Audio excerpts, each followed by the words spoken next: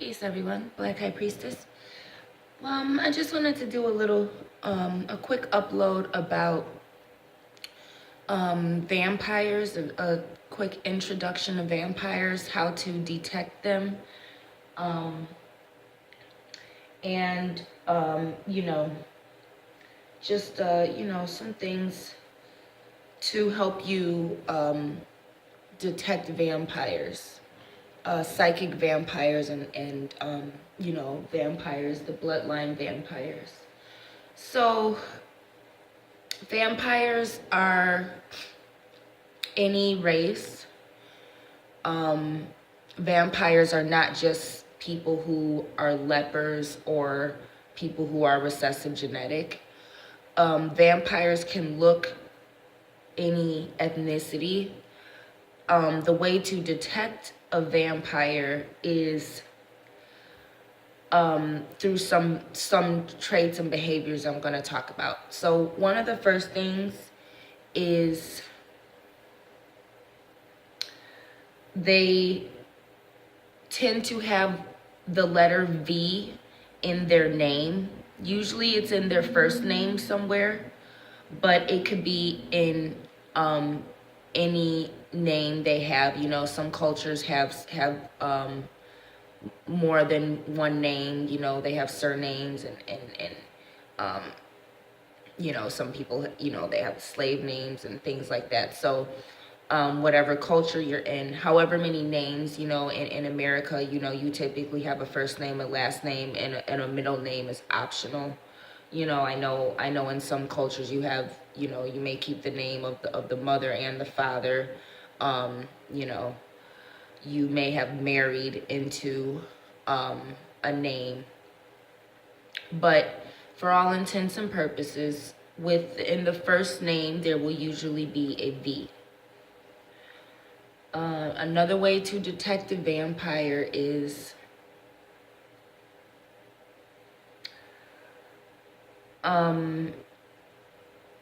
you may immediately become tired or feel drained of your energy after having an interaction with them, or you may just be it may not be someone who is in your life. So you may be in public and say you're sitting on the bus or you're waiting in line for something,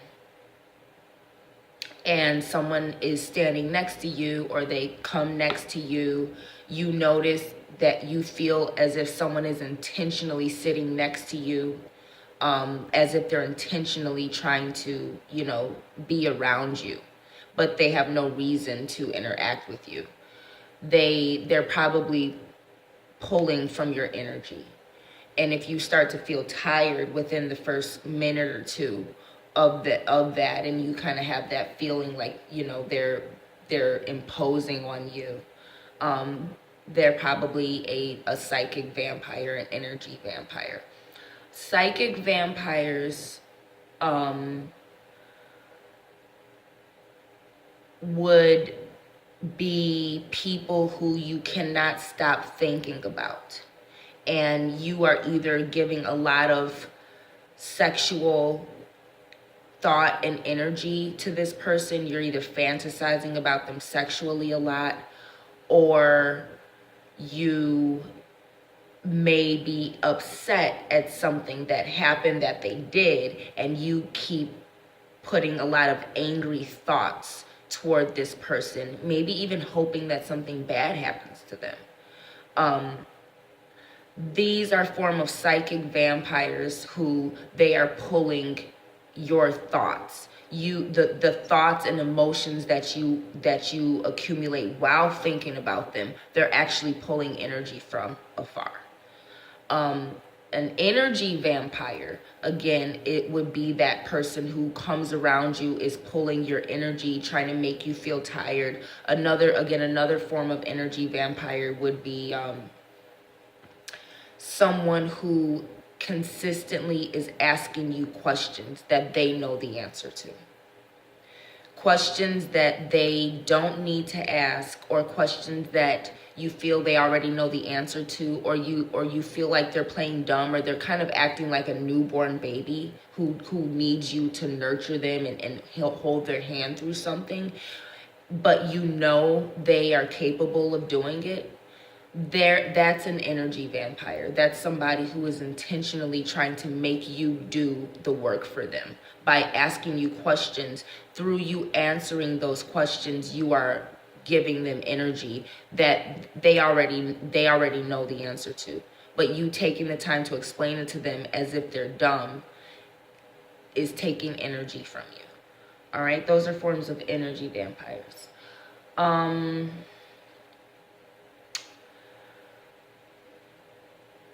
Another thing,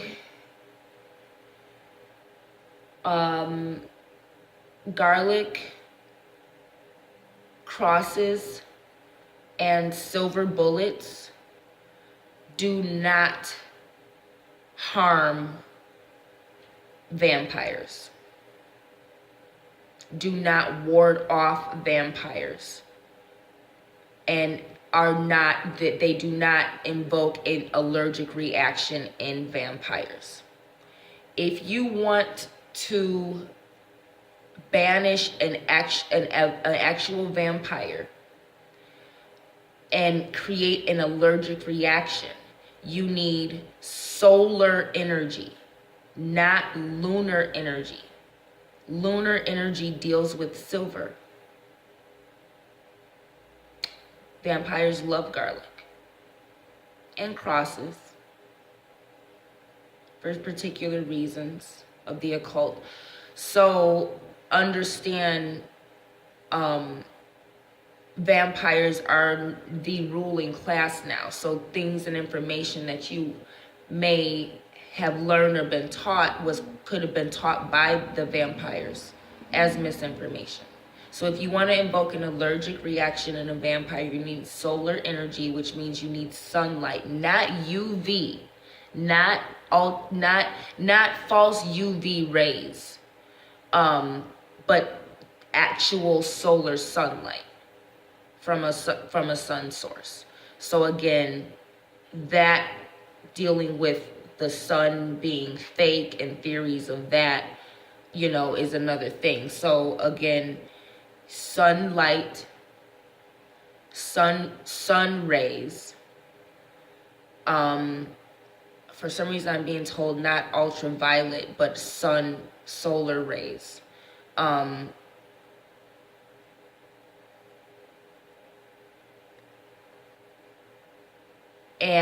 gold.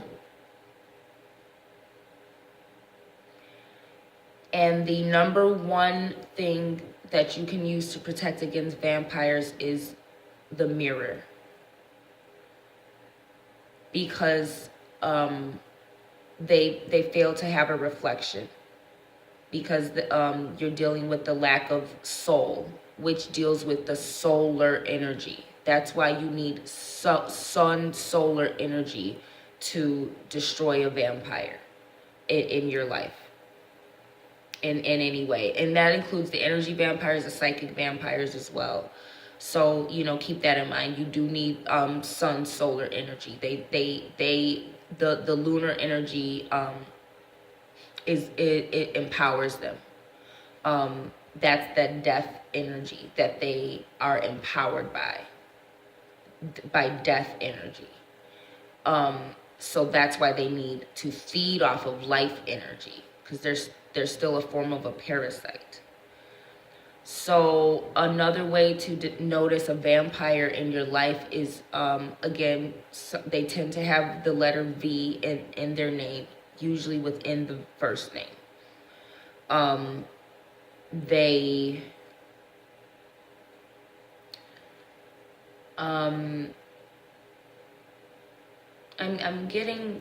being told to say that they deal with the numbers 5 and 8, but I'm not going to elaborate on that at the moment.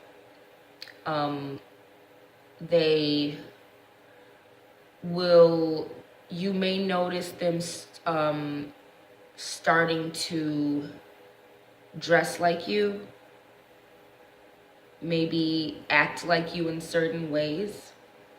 You may notice them to, maybe they might start to do their hair like you, or dye their hair the same, or start to wear the same makeup.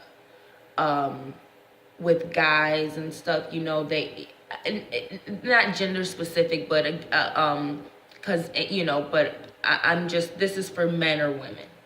Makeup, you know, whatever.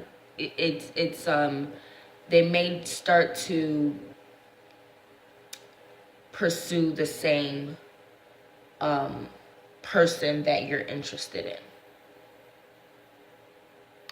So they may start to actually try and mimic and become a clone of you in certain ways as well. You may notice that, as well as your energy being drained, your thoughts being drained, things like that. You may notice them to start to slowly try and take over your relationship, your social circle, your you know, influence at work, things like that. You might notice in subtle ways of them starting to dress like you, act like you, talk like you. Another way to detect vampire.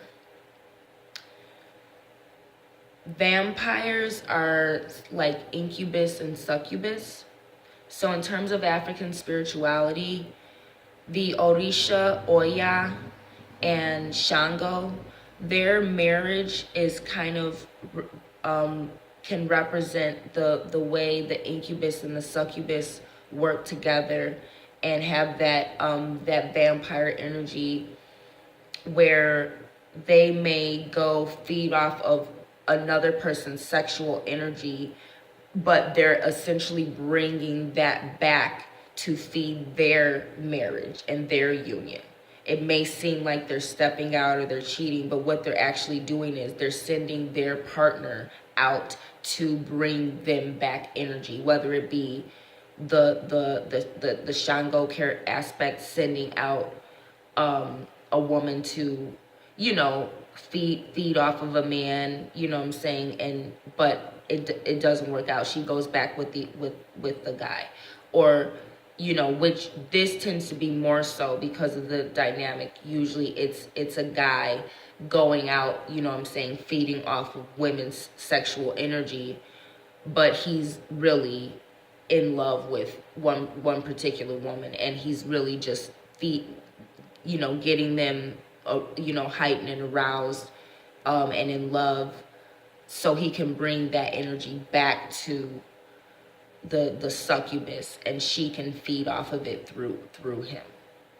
And sometimes you may don't, you know, know the difference between, you know, of the vampire and maybe someone who has been bit by a vampire. You know, if you are dealing with relationships or friendships, things like that, know that some people may be under the spell or have been bit by a incubus or a succubus that you may not know about or see, or maybe you do know this person that, you know, it could be an ex or someone that they just they want to let go but they can't. It's a toxic relationship. So know that sometimes people in your life, they could be vampires, but they could just have been bitten by a vampire and they are still being fed off of, and that's why they may behave in a certain way. Nonetheless, I would treat, you know, all forms of vampires the same.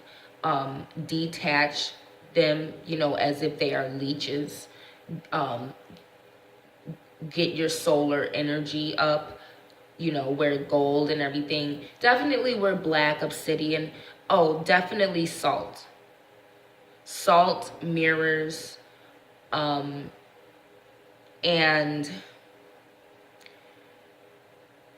solar energy, which again, I know that may conflict with mirrors, which is specifically feminine lunar. However,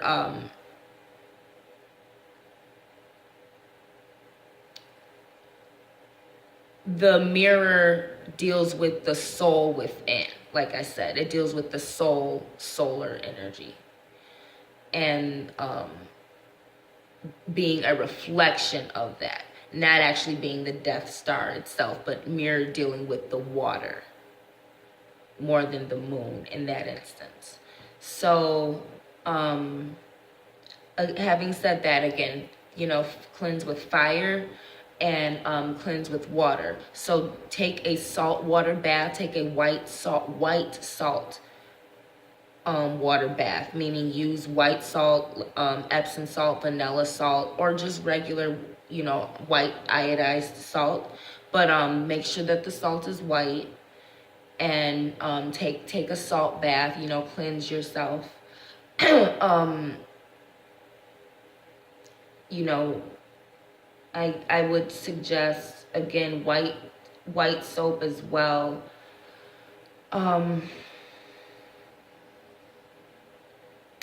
Getting red though, something with red palm oil, maybe mixed in the soap. And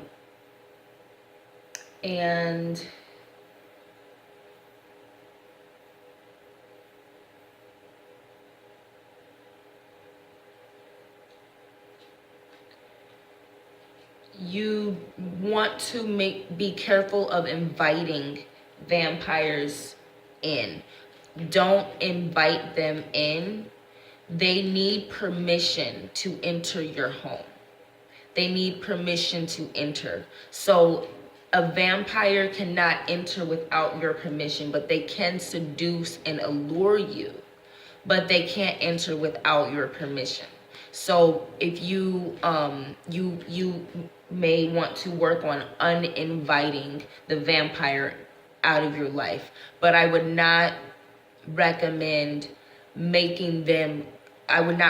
confronting and making them aware, like, I know that you're this.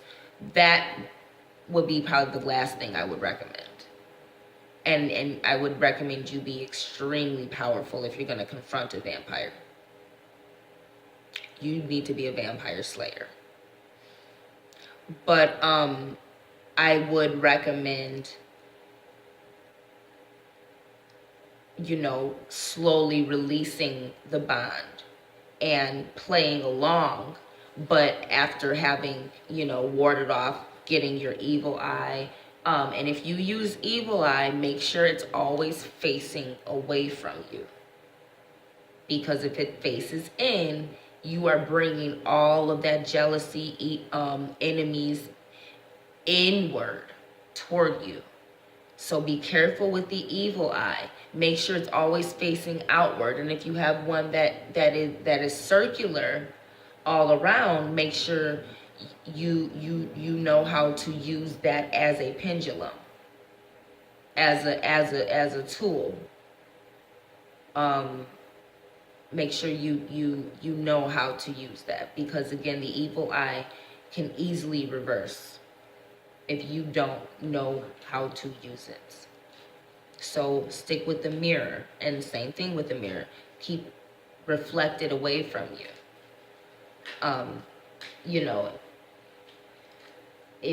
Reflected toward the vampire, because that light can also reflect a form of solar light, because they don't have that soul within.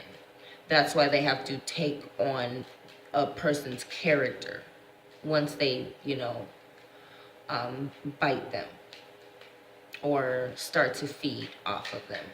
So, I'm trying to see if there's anything else. Psychosexual vampires. A vampire may tease you sexually. They may be a sexual tease. They may intentionally get you aroused, and then come up with an excuse where they can't finish the act, or they may intentionally just stop or behave as if they can't follow through. So they will sexually tease you and then feed off of your frustration. Okay, so that there's vampires, the main energy that they're feeding off of is your sexual energy, which is the energy that gives you the energy to create, the energy to, the passion for life, the energy to, get up and go, what I'm saying? This is the sacral energy that the willpower feeds off of. So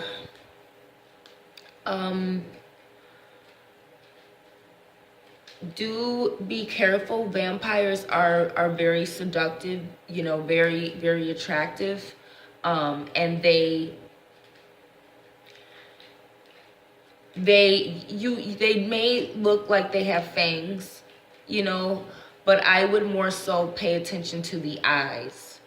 If you feel as if you can get lost in their eyes, if their eyes are too deep and black, if their eyes make you feel like they may paralyze you, or if their eyes make you feel too hot or fiery or aroused sexually within, if you are getting a metaphysical otherworldly energy from their eyes, or if you feel being pulled in, that may be an indication.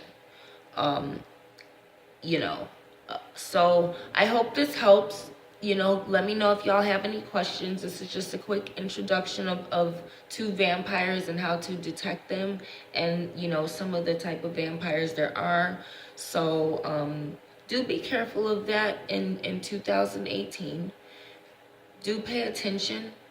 I'm noticing a lot of vampires around, and a lot of people being affected by vampires. And notice I'm not saying that vampires are evil, nor have I necessarily called them in a negative connotation. But it is important to detect vampires, because a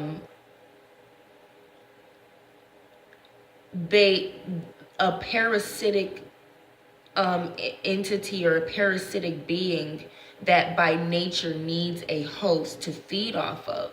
It doesn't mean they're not your friend, doesn't mean they don't love you, doesn't mean, it doesn't mean they're not trying to fit into society like others. But it is important to understand their nature, and to understand that there could be evil consequences of keeping or hosting a vampire of any form in your life. And do understand that something with that nature, to need a host and to be a parasite, if it does have evil intentions and is not about equal energy exchange, is not making the host aware that I'm feeding off your energy, but I'm also going to give you something of equal or greater value in exchange for me feeding off your energy. Then if they do have evil intentions, imagine how terrible your life could become if something that has evil intentions towards you has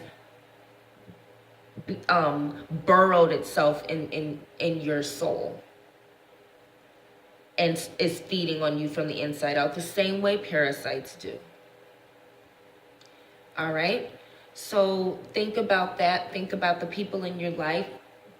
Start to detect whether or not they're vampires, and determine whether or not they are your true friend and true lover. If they are your family member, then you've got the same bloodline trait, and that's by blood, not adoption and things like that. But if you were adopted and you feel that you are in a vampire bloodline family, assess whether or not you've been being fed off of, or whether or not you are part of that family and you're accepted, and maybe adopt some of the powers of a vampire, some of the lunar powers. But do understand, you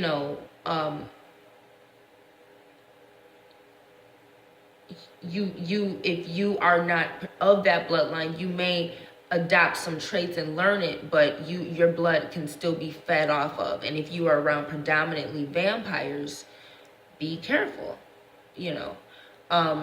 So just those are some things to notice and detect. And I just want to say what's up to all my vampires out there. All right, peace and love, everyone.